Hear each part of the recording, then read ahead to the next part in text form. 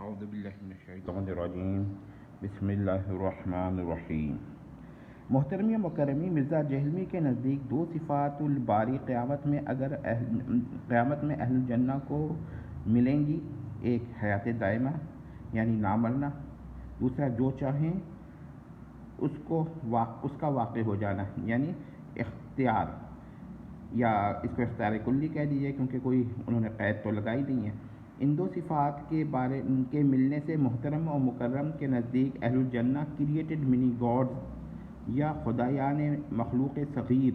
یا الہہ مخلوقہ صغیرہ بن جائیں گے۔ عالمی طور پر ان کو اختیارات حاصل ہو جائیں گے، یعنی جنرل۔ غالی اولیاء پرست دوسری صفت کے اولیاء کے لیے ما قبل قیامہ ملنے کے قائل ہیں۔ مثلا اقطاب کے بارے میں ان کا یہی عقیدہ ہے۔ اگر دیکھا جائے تو غالی اولیاء پرست اتنا اختیار اپنے اولیاء کے لیے نہیں مانتے جتنا جہلمی صاحب اپنے کریٹڈ منی گاڈز اور کریٹڈ منی گاڈیسز کے لیے مانتے ہیں۔ یہ بہت اہم بات ہے، لہذا وہ اولیاء کے لیے عام انسانوں سے کچھ زیادہ اختیارات مانتے ہیں، لیکن کریٹڈ منی گاڈز وغیرہ کے اختیارات اعتقاد نہیں کرتے۔ لہذا ہم کہہ سکتے ہیں کہ جہلمی صاحب جو ہیں قیامت کے بعد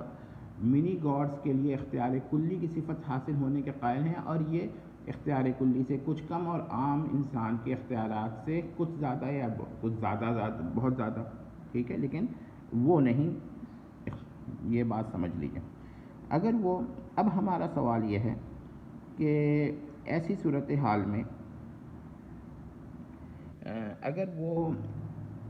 اولیاء پرستوں کے اس عقیدے کو شرک قرار دیں گے تو اس کا مطلب یہ ہوگا کہ ایک صفت ما قبل قیامہ اعتقاد کرنا شرک اور ما بعد القیامہ اعتقاد کرنا شرک نہیں۔ ایسے ہم یہ فرض کرتے ہیں کہ اولیاء پرست بھی اختیار کلی کے قائل ہیں، یعنی اس اختیار کے جو جہلمی صاحب اپنے منی گاڈز اور کریٹڈ گاڈز کے لیے اعتقاد کرتے ہیں قیامت کے بعد، یعنی جو چاہیں سو کر لیں بلا قید بلا شرط غیر مخصوص طور پر، ٹھیک ہے۔ تو اب ایسی صورت میں کیا ہوگا کہ جہلمی صاحب اس کے قائل ہو جائیں گے کہ اس کا مطلب یہ ہوگا کہ صفت باری کا ما قبل اعتقاد کرنا شرک اور ما بعد قیامہ اعتقاد کرنا شرک نہیں، یعنی قیامت سے پہلے ایک ہی صفت کو آپ ماننے کو شرک قرار دیں گے لیکن قیامت کے بعد وہی صفت آپ ماننے کو شرک قرار نہیں دیں گے۔ یا پھر دوسری صورت یہ ہو سکتی ہے کہ آپ یوں کہیں کہ قیامت سے قبل وہ شرک جو ہے، وہ صفت ماننا جو ہے، وہ شرک جو ہے وہ خلاف اسلام ہے، لیکن قیامت کے بعد وہی صفت اعتقاد کرنا خلاف اسلام نہیں، یعنی ایک شرک ہے جس کو آپ قیامت سے قبل خلاف اسلام سمجھ رہے ہیں اور قیامت کے بعد خلاف اسلام نہیں سمجھ رہے۔ بہت ہی عجیب سی بات ہے یہ۔ اگر آپ کا عقیدہ ہے تو اس کو ہم یہ کہہ سکتے ہیں کہ جہلمی صاحب کے جو عقائد ہیں وہ بہت ہی خطرناک ہیں۔ اچھا، یوں بھی جہلمی صاحب کا نظریہ ہے کہ ان کا اختلاف اولیاء پرستوں سے یا جھگڑا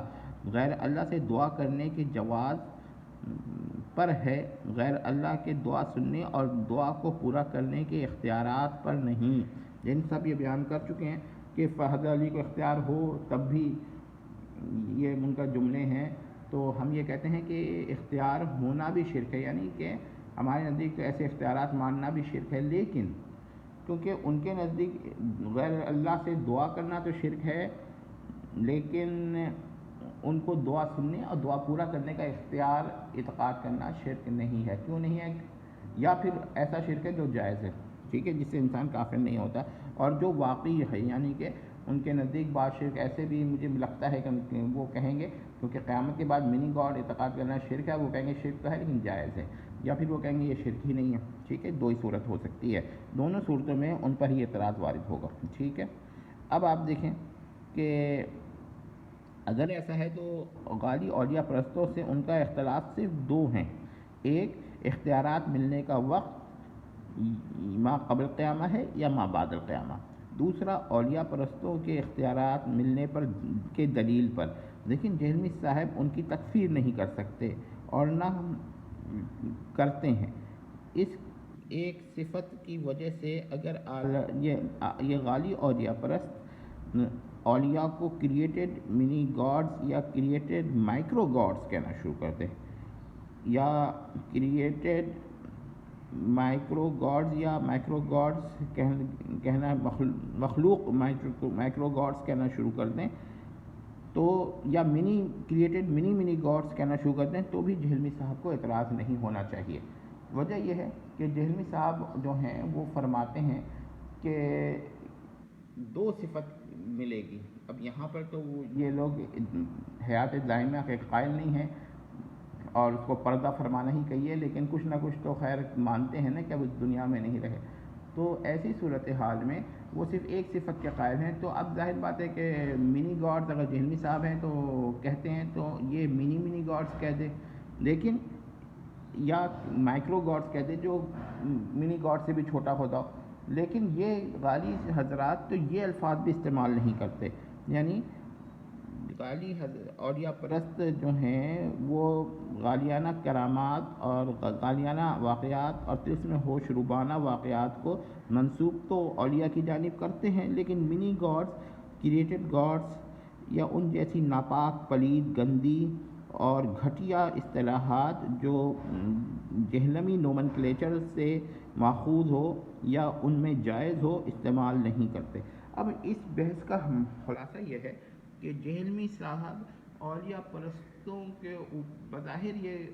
مخالف ہیں، لیکن اصولی طور پر ان سے متفق ہیں۔ جو اختلاف ہے وہ جزوی فروعی ہے، اصولی نہیں ہے۔ اصولی اختلاف تو یہ ہوتا ہے کہ وہ اختیارات کو ہی شرک قرار دیتے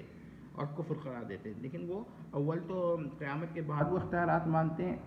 اور قیامت سے قبل کا انکار کرتے ہیں اور اس پر اعتراض کرتے ہیں۔ تو اس کا مطلب یہ ہوا کہ وقت کا فرق ہے اور دلیل کا، کیونکہ وہ یہ کہتے ہیں اولیاء کے پاس اختیار ملنے کی دلیل جہلمی صاحب نہیں مانتے۔ تو یہ دلائل پر اختلاف ہوئے، یہ فراغ ہوئی، تکفیر تو نہیں ہوئی نا، شرک تو قرار دے گئے، کفر و شرک تو قرار نہیں دیا جہلمی صاحب نے۔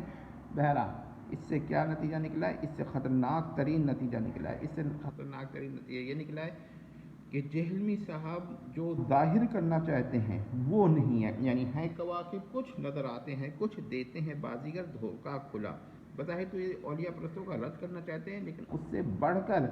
انہی عقائد پر ہیں، کوئی نئے عقائد، کوئی اختلاف انہوں نے نہیں کیا ہے سوائے وقت کا۔ تو بہت ہی فروعی اختلاف ہے۔ ایسا اختلاف تحقیقی طور پر ایسا نہیں ہوتا کہ جس کی بنیاد پہ ہم دونوں کو الگ الگ سمجھ لیں۔ نیکسٹ میں ہم یہ بات کریں گے کہ